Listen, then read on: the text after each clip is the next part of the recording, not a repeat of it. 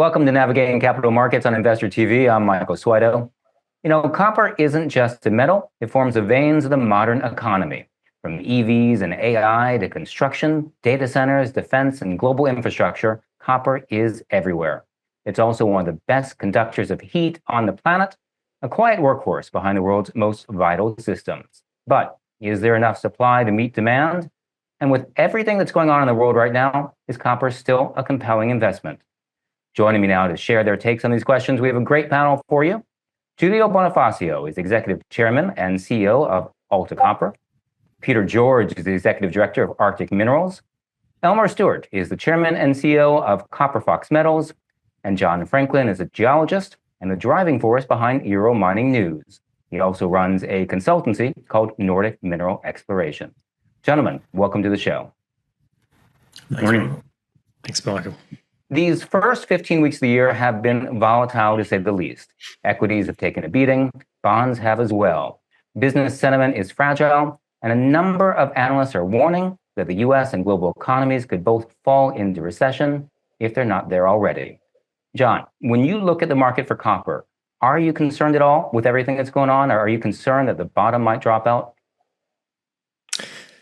From a short-term point of view, absolutely. I mean, what's going on with this tariff war and the trade uncertainty?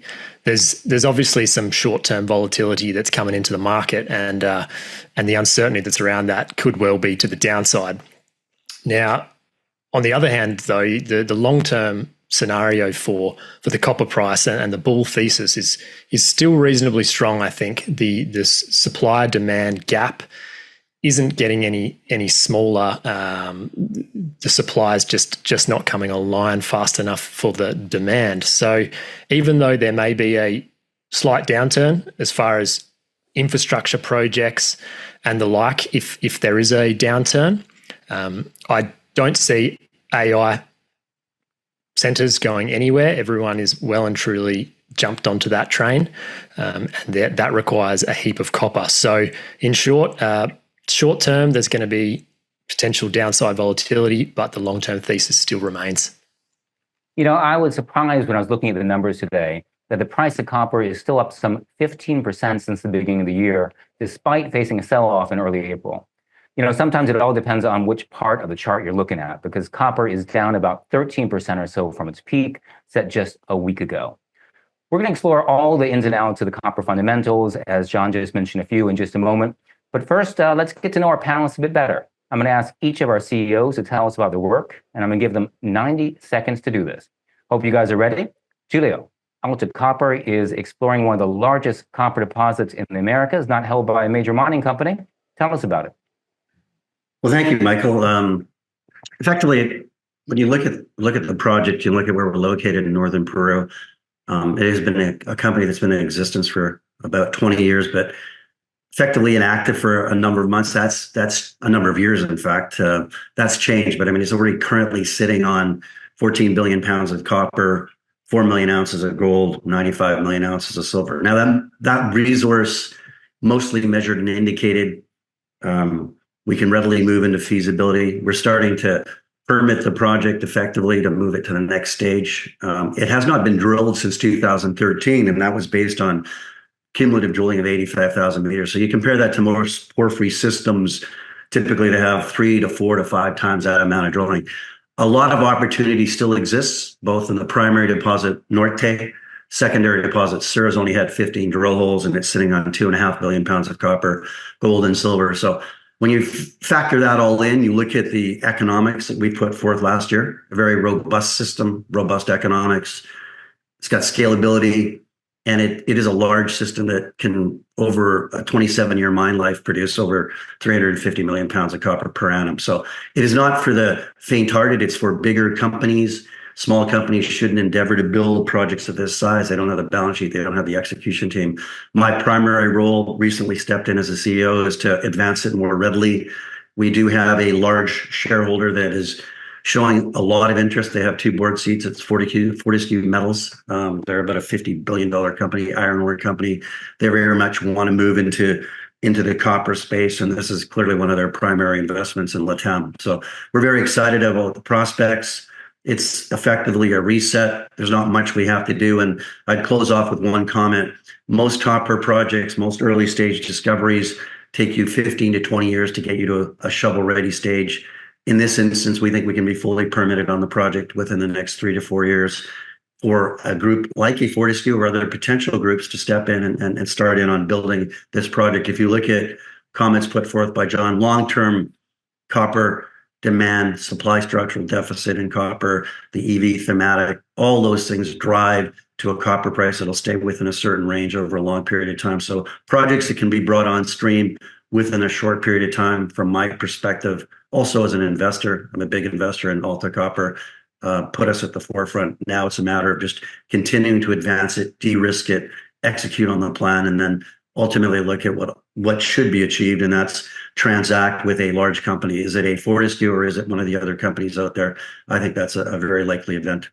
All right, thank you. Let's head to Northern Europe now. That's where your work is focused, Peter. Tell us about Arctic minerals. Yeah, thanks, Michael. Look, Arctic, we've been around for about 10, 15 years. More recent times, we had a merger together with a private company, Rare Earth Energy Metals, which brought Arctic minerals into a true Nordic explorer, where we've got projects in Norway, Finland, and now Sweden as well. With our main project being our Hennes Bay project in the Dalsland area in Sweden. We recently released our maiden JORC compliant resource, which really now we're calling it just our starter resource, mostly because we've really only explored less than 5% of the tenement package that we have. But that gave us a great head start to where we've all of a sudden come out with 447,000 tonnes of contained copper metal, and around about 37 million ounces of silver. A massive opportunity in front of us to really get one of the next big copper projects up and running in Europe. Fantastic. From the Andes to Scandinavia, where we just were, we now head to Arizona and British Columbia, where Copper Fox Metals is a project that is one of the largest undeveloped copper deposits in North America. Elmer, give us a quick tour. Thank you. Yeah, I have to agree with Bonifacio on most of the comments he said about the copper space going forward. I mean, clearly, copper, advanced stage copper projects, they're not for the juniors. You need the majors to produce them. So, Copper Fox is a North American focused copper exploration and development company. We have two projects in northern British Columbia, one of which is a joint venture with Teck Resources. We own 25% of that, and it's a fully carried interest through to production. Current project is currently transitioning into the preliminary feasibility stage. We have another project there that's at the resource stage, but we're classifying that as an exploration stage project. In Arizona, we have three projects, one of which is an in-situ copper recovery project, great economics behind it. We did a PEA there in 2021, and we're currently advancing that into the pre-feasibility stage as well. In addition to that, we have two other exploration stage projects, which we're currently working with the regulators in the United States to obtain drilling permits to advance the projects from early stage, hopefully, to the drilling stage projects. All right. Let's bring the discussion back to the trade war and the current business environment. There are already reports that fewer container ships are leaving China, and some manufacturers are shutting down their production lines, at least temporarily, in Canada, Mexico, Europe, Asia, and elsewhere. Julio, are you concerned about economic slowdown and market volatility, or is this all just background noise for you? I think you have to be concerned with world events and what's taking place, but I think you still have to look at the world powers being, the United States and China, and, copper growth has continued for an extended period of time. And so I think, the long game is really looking at the fact that regardless of what occurs, there's going to be a need for copper. And then, when you look at the EV thematic, the transition to AI data centers, I'm still very, very positive on what potentially happens here. And I think a clear indication of that is post the tariff announcement, you saw copper go from $5.20 a pound to close to $4.10 it's rebounded here into the 460, 470 range. I think that's a clear indication that, supply demand doesn't go away. There is a demand need here, and there's very, very few projects that are coming on stream, and that's been the case for a number of years. So I'm still looking at this commodity as one that continues to move forward. And there's many, many groups, including the BHPs of the world, that put out their analysis. I don't think that analysis changed. I think the only thing that may change is, hey, what is the short-term copper price going to be in 2025, 26, and 27? But, over a period of time, and when these projects come on stream, and that's why most folks look at projects worldwide and they go, projects going to be brought on before 2035 are the ones that you should focus in on. That's my thesis, my investment scenario on Alta Copper. It's one of the few that can be brought on, again, with the proper group. I mean, further to Elmer's comment, he's obviously got a joint venture with Teck. Those are the type of relationships that matter in my estimation. And so longer term, I think you'll see a sustained period of copper prices staying within a range. But let's be frank, anything above $4 copper is fantastic. I mean, you look at a copper price chart over the last 10 years, if you talk to someone 10 years ago about what copper prices were going to do, anyone that pointed to $4 plus copper would be very, very pleased. And many of these projects have margin and they make money above those levels and quite readily, including ours, frankly.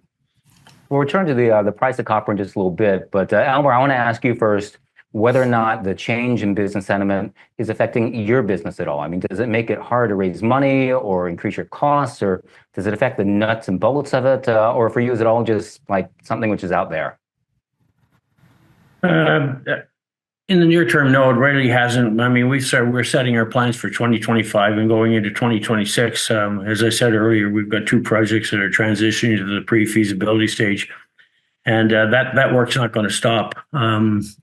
But going forward, obviously anybody who runs a company, and especially ones with resources in the ground or a little bit more advanced stage projects, you're always watching the metal prices, which way it's going. And I've said for a long time, I'm not concerned about the demand side. I'm always concerned about the supply side.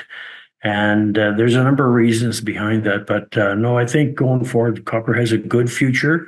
It will be volatile in the near term, and we do pay attention every day. We check the copper prices going forward, but you can't watch the day-to-day changes in copper prices, because if you did, I think it would drive you crazy. But you got to look for the long term, and you got to look at the consensus pricing out there.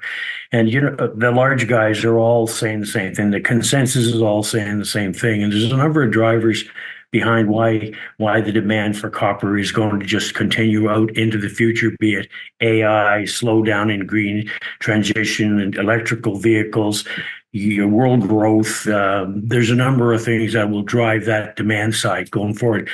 And as said earlier, the issue is going to be the supply side. And I've been saying that for probably 3 or 4 years now. And I still think those fundamental headwinds are still in place, and they're not going to go away. Well, I think you beat me to my next question. As we've heard from you guys, miners tend to take a long-term perspective. Historically, the demand for copper doubles every 25 years. In addition to AI and EVs, we currently have rising demand from developing markets across the globe. And as their economies grow, so does the demand for copper, particularly in India and China. The big question, as we're hearing, is can supply keep up? So, John, what do you think? By the way, there's a chart that shows the demand for copper doubling every 25 years. Peter, thanks for sharing that with us before. John, what do you think? Can supply keep up? Are there enough big projects to meet demand? Well, I think you hit the nail on the head. Big projects is where the main supply is going to come from, and big projects are usually your porphyry deposits that provide just those massive tons. And the problem with those from a geological perspective is that they take time to develop. They take longer holes, they take more drill holes, they take larger capital investment to get them off the ground. And if you're seeing really volatile price fluctuations in the copper price, like what we have seen, it's dropped down to the 3s and then up to the 5s and everywhere in between. Your investors are going to want a solid copper price for a sustained period of time before they're going to be wanting to put in to fund these multi-billion-dollar porphyry-style projects primarily. So I think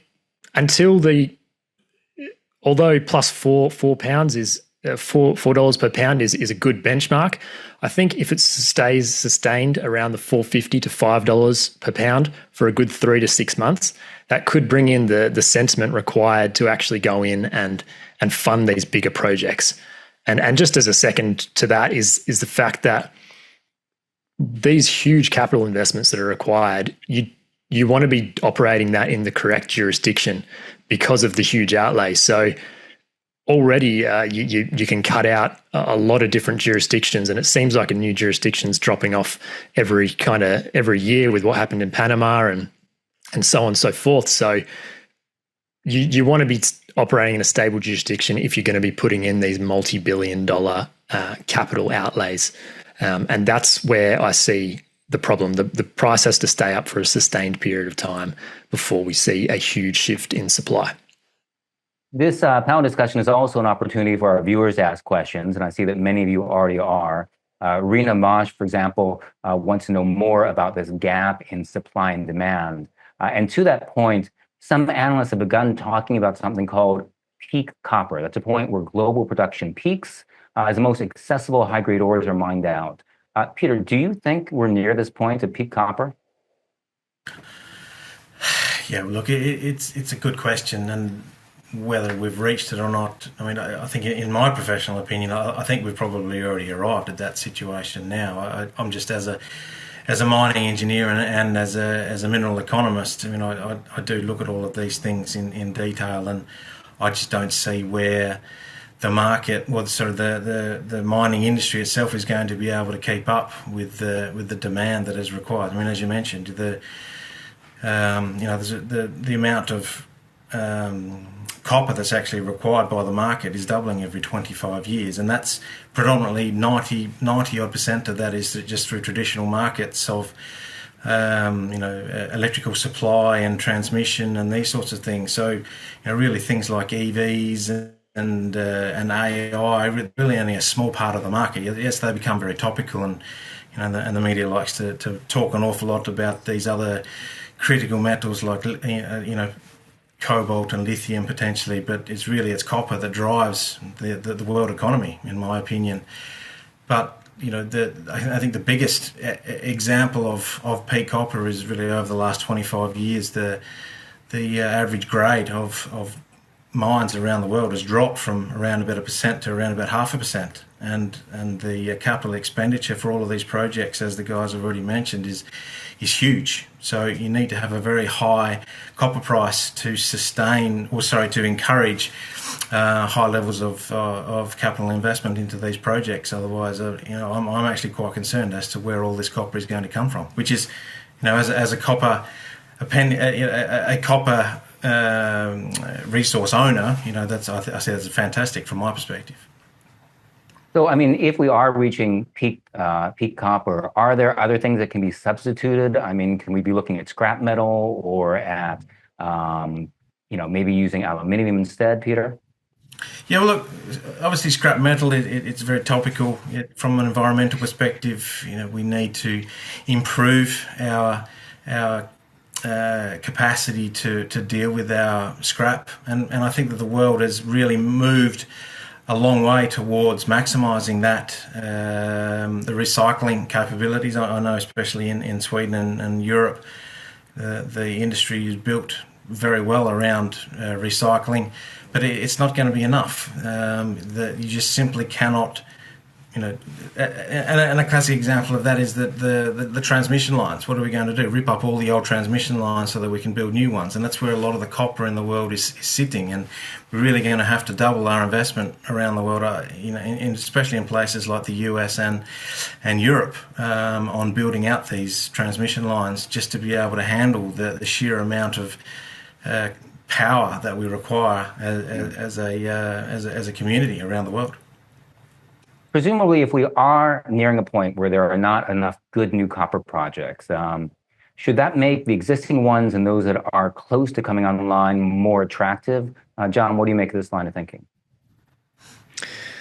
Yeah, well, there's definitely been, that's a move that the majors have been making. There's the mergers and acquisitions are dominating the market rather than greenfields exploration. And I think solely for that exact point that you mentioned, if you can get a project that's already ready to go, then you don't have to, you don't have to wait those up to 10 to 15 years like Giulio was saying. And they're seeing this supply demand gap now. Now, the problem I see with this mergers and acquisition spree that's going on is the fact that this is only going to perpetuate the problem leading into the future, because those dollars that would have been getting spent on greenfields exploration by your BHPs and your FMGs and your majors are now going into existing projects. So it's basically kicking the can down the road as far as fixing the structural problem. Julio, I know you're a look at the numbers, grind it out kind of guy, and we've talked about prices. With copper currently trading around $4.63 a pound, would you say that most projects out there, projects like yours, are now profitable? Without a doubt, but I think what you need to look at it, we're all of us on this panel, we look at what copper prices are doing and we run our numbers by way of preliminary economic assessments or pre-feasibility studies. But at the end of the day, the projects that have margin below $4 copper are the ones that you should look at. And so, we're not here to predict what copper prices do. I mean, I have a personal view on it. I've kind of indicated or implied what I think is going to take place. But, timing when this unfolds, it really gets back to which projects have margin, which projects have scalability. There's many ways to advance certain projects. Can you scale it from 50,000 tonnes a day to 100,000 tonnes a day? What does that look like from a CapEx perspective, payback perspective? But further to John's comment, which I think is very critical, the M&A side of the equation will heat up appropriately, and we're starting to see a little bit of activity on that end, but it's nowhere near what it was in the previous cycle, and that really gets back to the volatility. We've had periods here where copper prices move up. Last year is a perfect example. Everything was looking like it was moving in a certain direction, and then it came ratcheting down because of the concerns of growth in China, right? But when people pay attention, China's growth conversion to becoming an electrostate. I mean, if you look at the amount of electrical vehicles that they've put in place, there's been a 50% take up. Their target is 80%.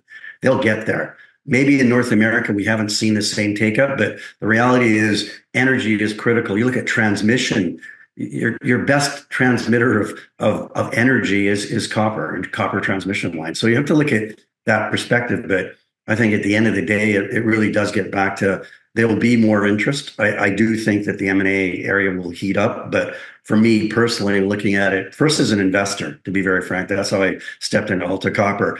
The market does what the market wants, and there are certain things that drive valuations. But at the end of the day, it's the transactions. What sort of transactions can you put in place? But also appreciate you need to mitigate the risk, advance the project accordingly, and then transact accordingly. And so what is that price point?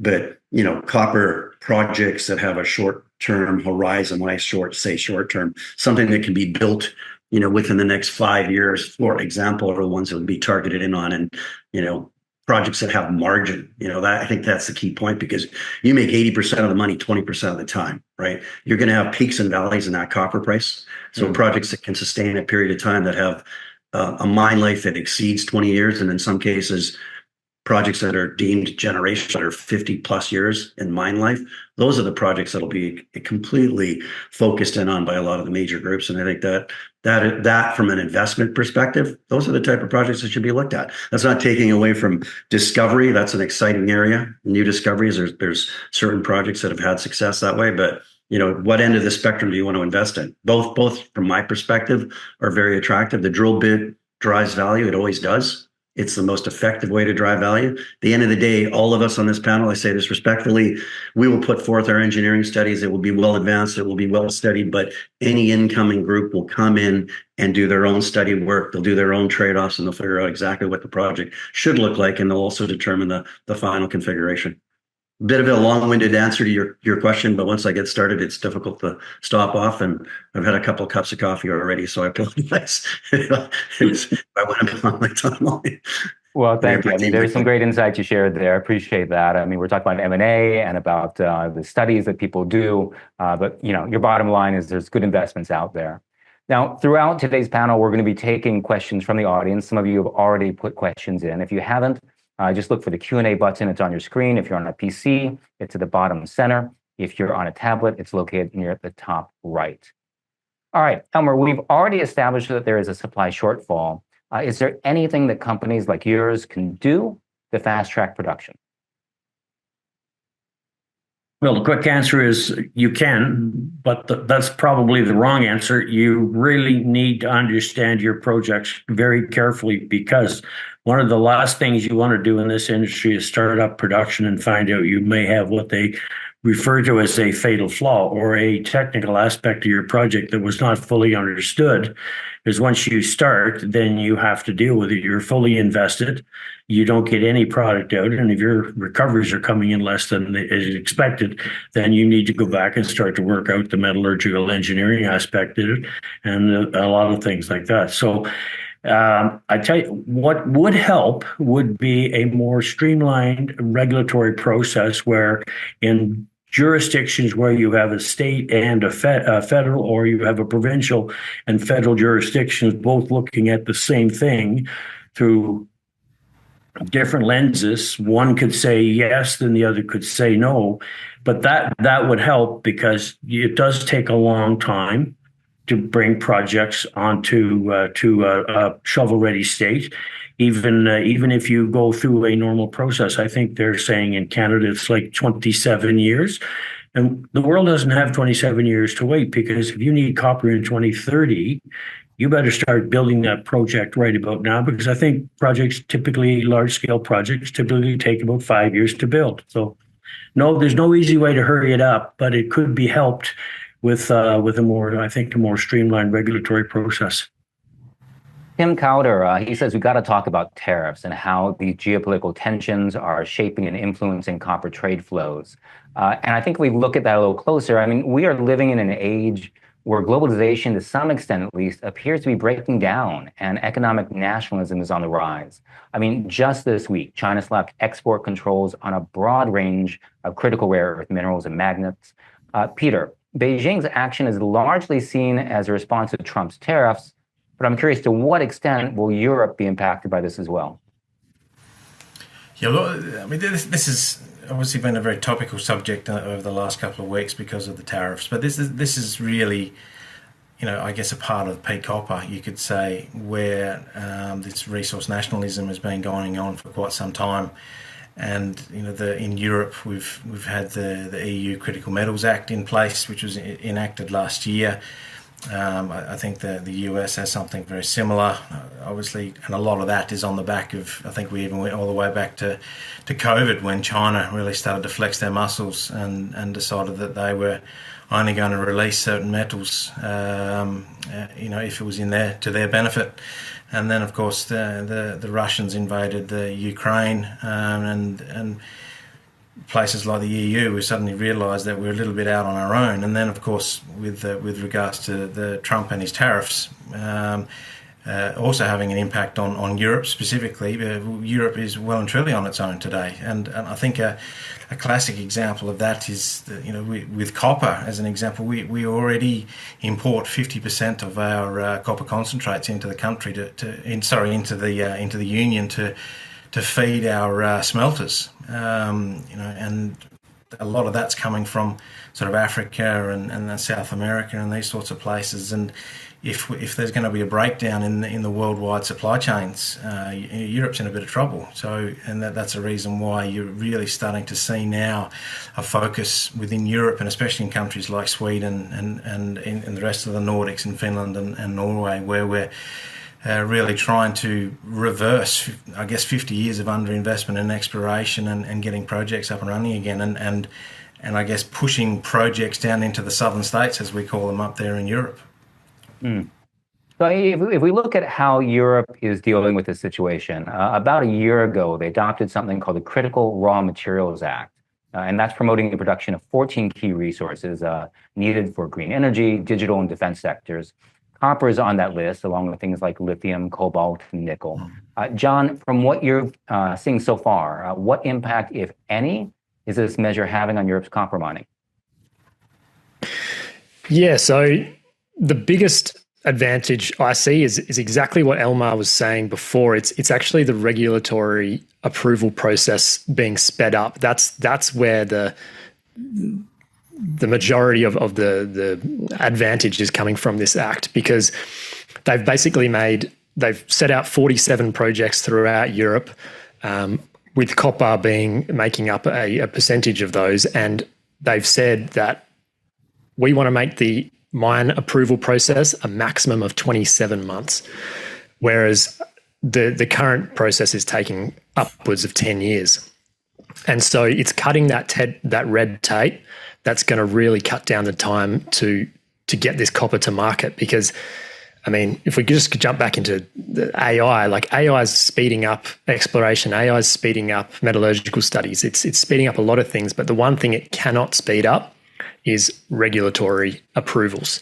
That needs to be done by the governments. And so that's why I see this CRMA being actually playing a big part. I know there's a lot of people who don't believe in it, but I'm faithful.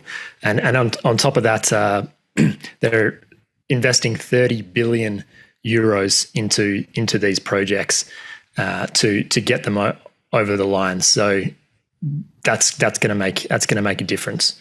As I said before, copper actually only made up a smaller percentage of those 47 projects this time round.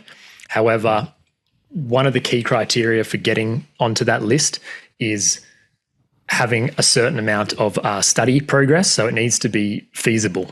And the problem I see there is not a lot of copper projects have come online in the last 10 years. So they just weren't. It wasn't the right time, but give it a couple of years and you'll start seeing these things pop up everywhere, because Europe's got the copper potential. Interesting. We have a question from the audience asking about Africa's role in the global copper supply chain, and specifically whether there are any key producing nations that could perhaps help address the supply shortfall we're seeing, but at the same time asking whether or not there are operational and geopolitical hurdles in those countries, in the African countries where the copper is. Peter, I think you and I chatted about this once before. You want to share your thoughts on it? Yeah, well, look, I mean, Africa is a very interesting part of the world to operate, and I think if you're going to look at Sweden and the Nordics, and I think I mentioned before that there's been a serious underinvestment over the last 50 years in exploration and bringing on new mining projects to build on John's point. There's been very few new projects in place, and consequently, the process for actually getting projects approved is completely blown out. But I think as a result of that, there has been a bit of a reasonable amount of NIMBYism, I suppose, in Europe, where they've been quite happy to allow projects to supply to come from places like Africa, a little bit out of sight, out of mind, not too concerned about where these projects are and what they're doing. But I think in more recent times, we're seeing a real change in focus, especially in Europe and places like the Nordics, where there's a realisation that first world countries really need to be stepping up to be looking after themselves with regards to their exploration and their metal supply. So you can see, especially in Sweden, a massive focus, and I suppose in the last 3 years, John, you would have seen this as well. There's been a massive turnaround in the government's perspective with regards to pushing exploration and mining projects. So, and I think that there's also been a lot of education into the European population now that we should really be mining more metals within Europe and putting the executives under the pressure that they should be to ensure that things are done to a very high environmental standard, which aren't necessarily being followed in some of these countries, such as in Africa. All right, thank you for that. We're going to talk investing now, starting with the price of copper. Despite falling about 13% from its recent peak, copper is still outperforming the major U.S. indices. It's up about 13% from the beginning of the year. I think we have a slide on that if we can bring it up, comparing the price of copper to how the NASDAQ, the S&P 500, and the Dow Jones Industrial Average are doing. So there you go. You can see copper is actually outperforming this year. Copper stocks, though, have not risen in line with the commodity markets. You can see in our next slide that Glencore, Anglo American, Teck Resources, and other majors, they have all suffered double-digit losses since the beginning of the year, and the declines are even steeper if you zoom out to look over the past 12 months. All right, if we take a look at the share prices of our panelist companies, they're actually doing, and this is on our next slide, a bit better at the moment than most of the big miners. One thing, though, that always strikes me about mining exploration is just how long it takes to bring a project online. I mean, unlike a car company where I can look at quarterly sales, earnings, maybe even dividends, junior miners operate on a completely different timeline. So I'm wondering, as a retail investor, how am I supposed to think about this? I mean, if it takes 10 years to pull something out of the ground, what actually drives a return on my investment? Elmer, what do you think? Is it just sentiment, or is there something more fundamental that we should be looking at? Well, it depends on what the investor's looking at. Some investors like exploration plays, and as Julio said earlier, they live off the end of the drill bit. And let's face it, a new discovery does definitely drive value. Maybe over the short term, as it drills out, maybe the value may come off. The other ones, they want a little bit more security, a little bit more meat on the bone, so to speak. And those are the ones that will be looking at advanced stage projects that are in the preliminary economic assessment stage or going into the PFS stage. And as you can demonstrate the value there, potentially everybody's thinking that project is going to be sold to the majors, and more than likely that's usually what happens. But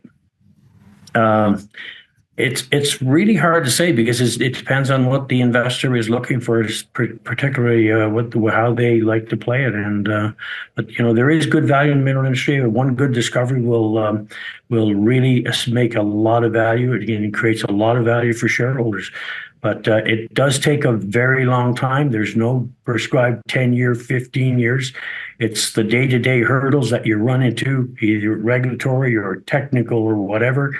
Those are the issues that I think investors need to look at when they pick which sector of the market they want to invest in. But copper, great long-term outlook. And so if you're in the copper space, you probably should have a reasonably long-term horizon. John, I saw you nodding your head there. I mean, if you were to offer advice to investors who are considering opportunities in the copper ecosystem, what would you tell them? Sorry, was that directed towards me? Yes. Yeah. Yeah. Okay. The short-term volatility, I think you have to zoom out. Like you say, on these graphs, you look at the long term over the last 10 years or just pre-2020, the average copper price was sitting high twos, maybe low threes. So where we're at today is substantially better, and the whole investment landscape is obviously better. Now, for the disconnect between the copper price and the junior explorers, that's just not to do with copper. That's across all commodities. Like the gold price is absolutely ripping. However, the juniors aren't moving. The copper price is going up steadily. The juniors aren't moving. These things take time to trickle down. So it's been my thesis for a while. I'm pretty heavily invested in a bunch of juniors across the space personally, because it's only a matter of time until these big projects are all merged and acquisitioned out, and they need to start looking towards the smaller fish for their next feed of supply. All right. So speaking of investing in junior miners, I'm going to give each of our leaders here an opportunity to tell us why their company is a good investment. You guys each have 60 seconds to make your pitch. Peter, you're up first this time. I'm up first. All right. Thanks, Michael. Well, look, ARCT, we've had a big jump in our share price in recent times on the back of our maiden resource of 55 million tonnes at about 1% copper equivalent, but this is really just our starter resource.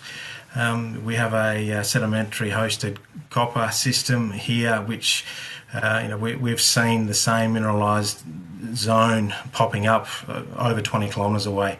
And these types of systems are extensionally usually very large. This has been an area that has not been explored for the best part of 40 odd years. So the upside here is massive, and we're really looking forward to now moving through the different milestones, which include, we've started off our PEA. We're looking forward to getting the drill rig out there soon and expanding on our resource. We also believe that the main part of the resource that we have the current drilling is probably quite distal to probably where the real juicy part of the system is. So we're also got some theories on where some potentially a lot more high grade could be sitting. So just watch this space over the next 12-18 months. Thank you. Julio, you're up next. All right, thank you, Michael. With respect to Alta, though, last drilled in 2013, it's already sitting on 16 billion pounds copper gold equivalent. When you look at this project and you look at some of the historical drilling, 32 out of 40 holes bottom in mineralization. So usually there's depth extension, lateral extension. On top of that, we've already got what are very, very robust economics built on previous engineering studies. So more from a market awareness perspective, get back in with the drill bit, put our social license in place. As I noted, I stepped in as a CEO recently, making some fantastic gains on that. Activity, the drill bit will drive value, demonstrating that this is a project that should be paid attention to. And what better validation on a project than having a $50 billion company that owns 30% of it. So I think when you look at it from that standpoint, the market, further to the comment on the market and valuations and disconnect, and you put up that chart, including on Alta, I don't personally think the retail market drives value. I think at the end of the day, it's what you do, enhancing the value of the asset and what transactions you can put in place. And there's the opportunity. The disconnect is there are retail investors that have been in this sector for a long time, both precious metals, base metals. There's such a disconnect on the small caps and what some of these companies hold.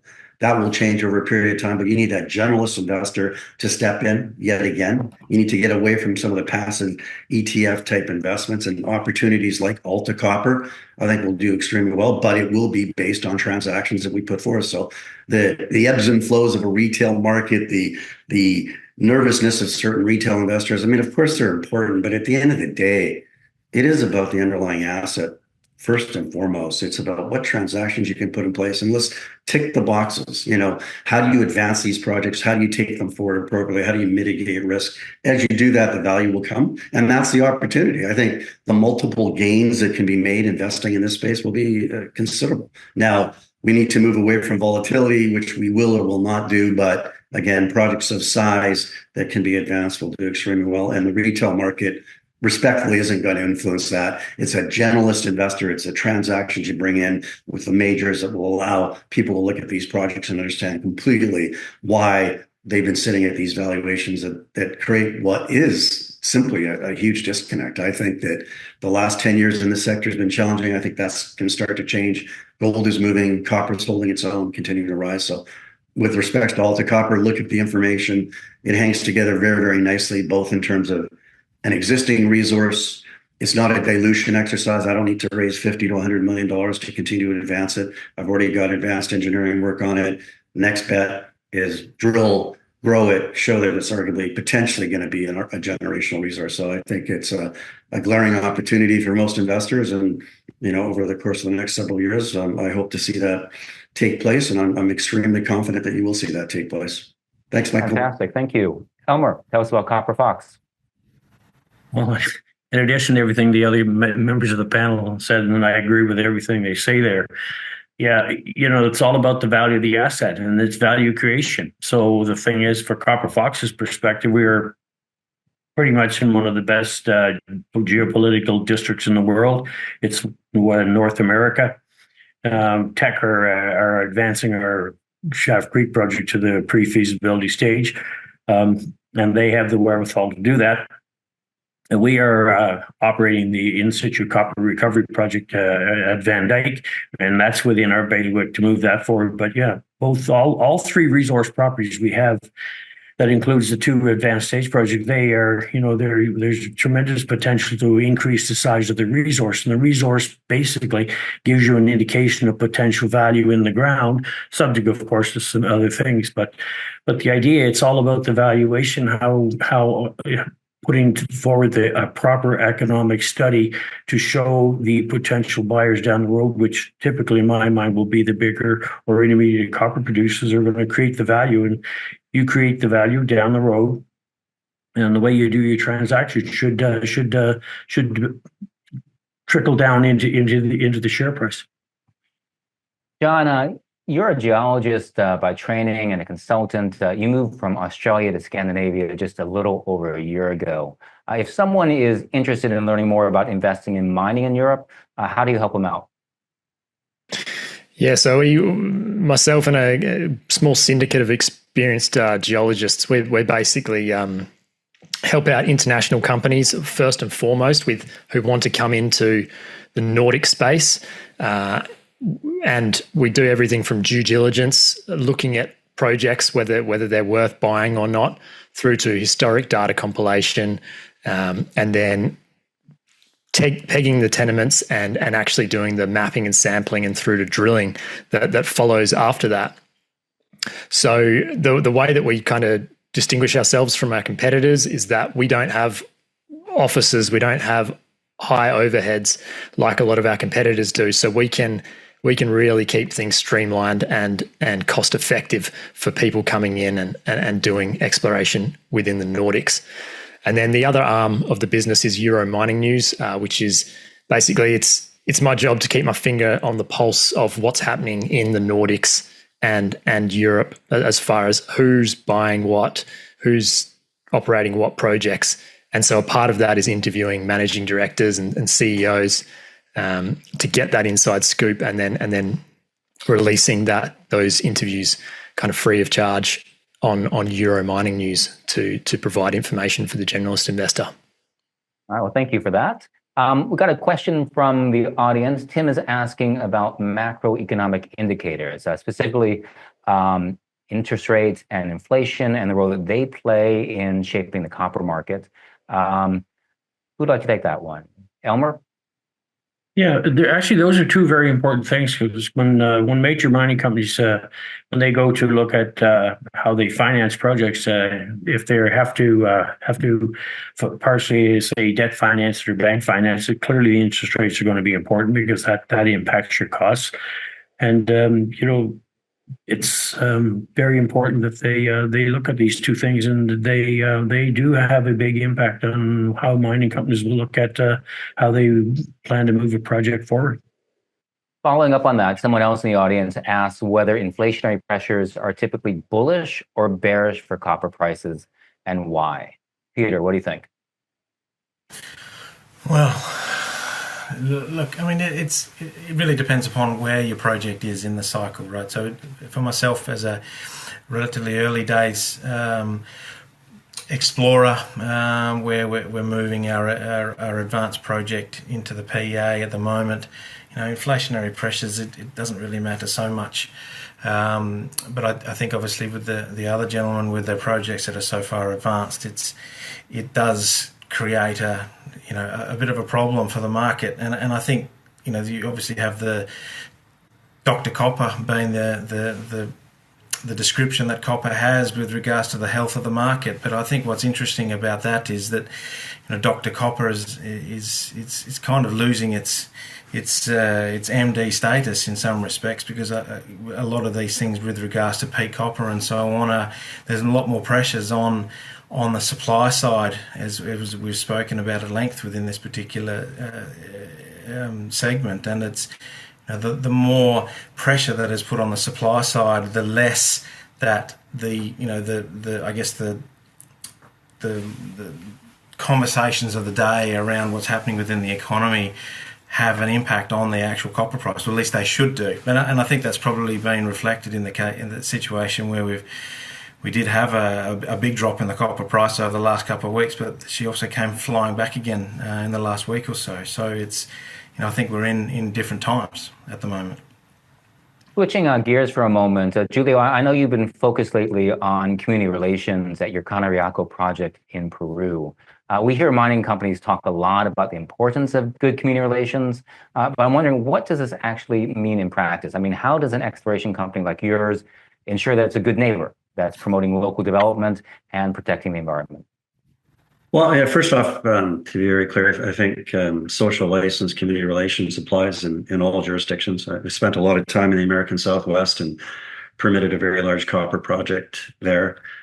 Dealing with all the stakeholders is critical, regardless of jurisdiction. But I think in certain parts of the world, when you're dealing with First Nations and indigenous, working with them alongside to let them know that if anything, their day-to-day lives will improve. It won't decline. Letting them know that we're not going to relocate them, do anything that works against what their ultimate objectives are. So, what we've done at Alta Copper is change the method in which we work with the community. We've got community offices. We're helping them with other sustainable development opportunities, agricultural projects, and it's more about being a responsible community stakeholder and having that open lines of communication. But to close off, I get amused when certain folks think that certain jurisdictions are not needing to deal with that, regardless of where you're located. It's in the American Southwest, British Columbia, Quebec. You need to be focused in on your social license. That is key. That is critical. And I think the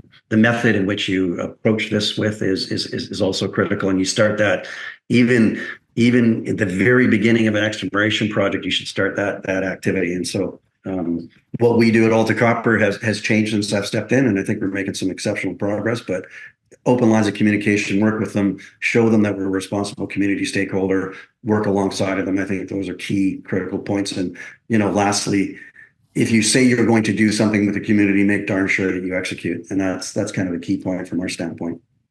That's great advice right there. Do what you say you're going to do. Rainy Ontario is asking about ETFs and how ETFs and commodity-linked financial instruments, how they facilitate investor exposure and influence liquidity within copper markets.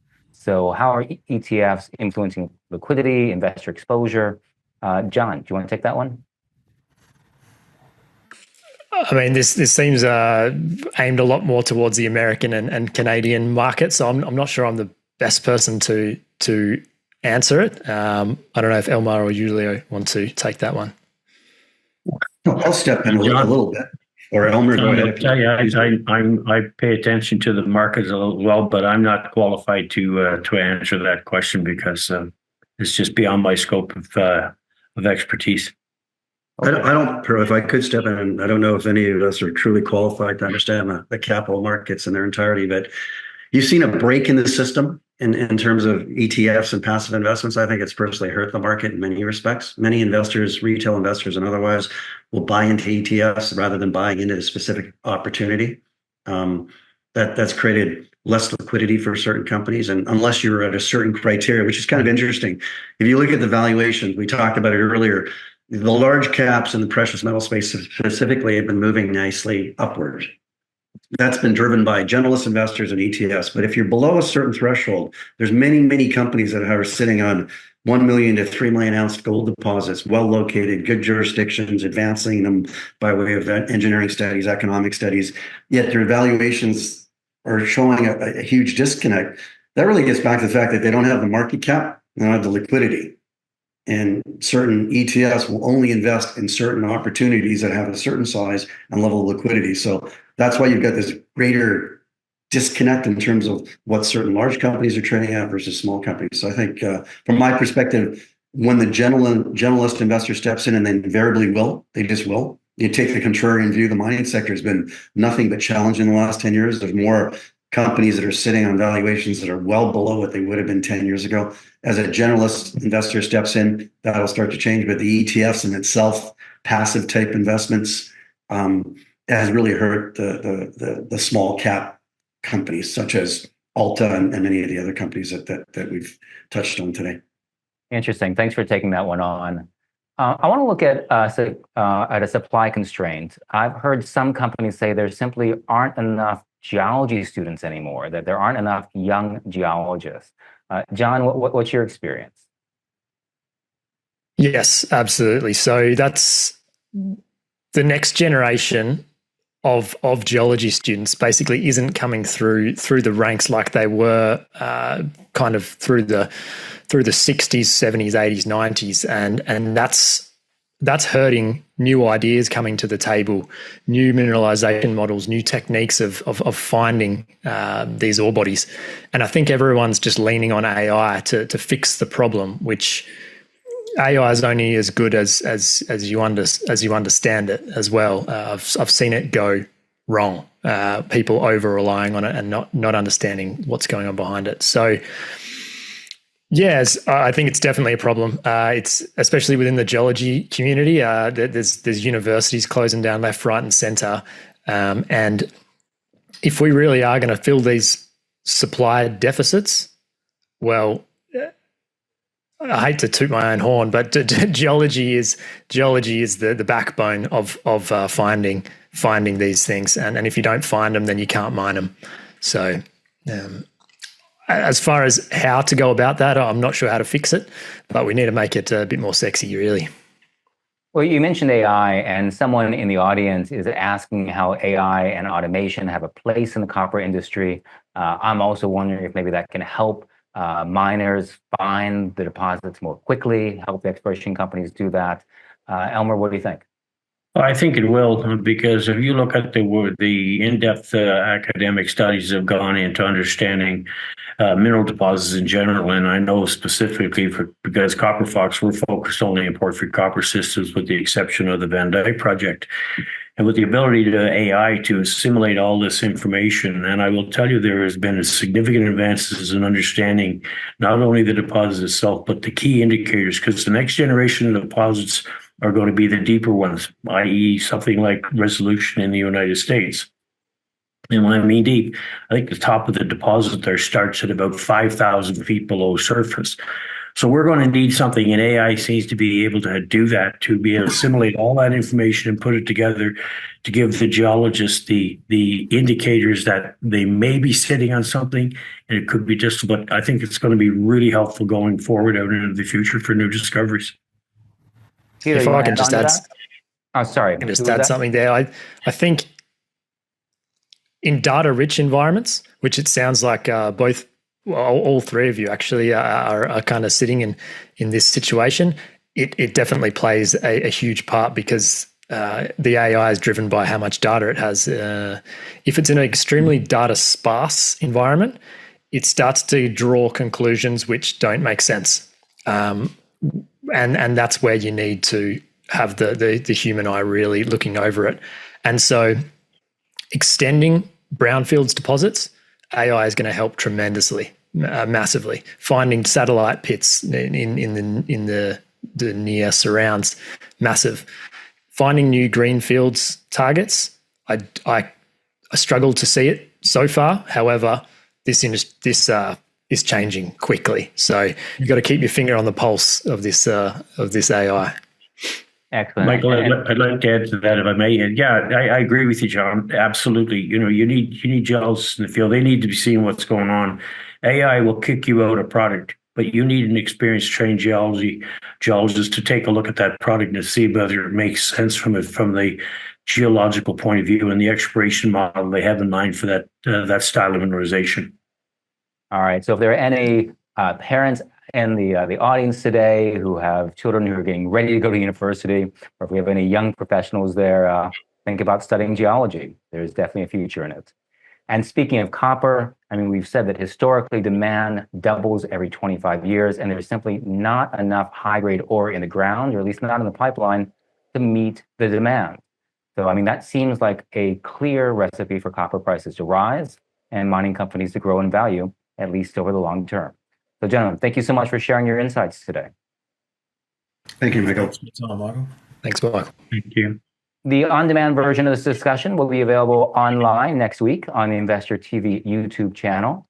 Our next edition of Navigating Capital Markets is coming up in May, so please do remember to sign up at investor-television.com to receive updates and your exclusive invitation. Until then, you've been watching Navigating Capital Markets on investorTV. I'm Michael Switow.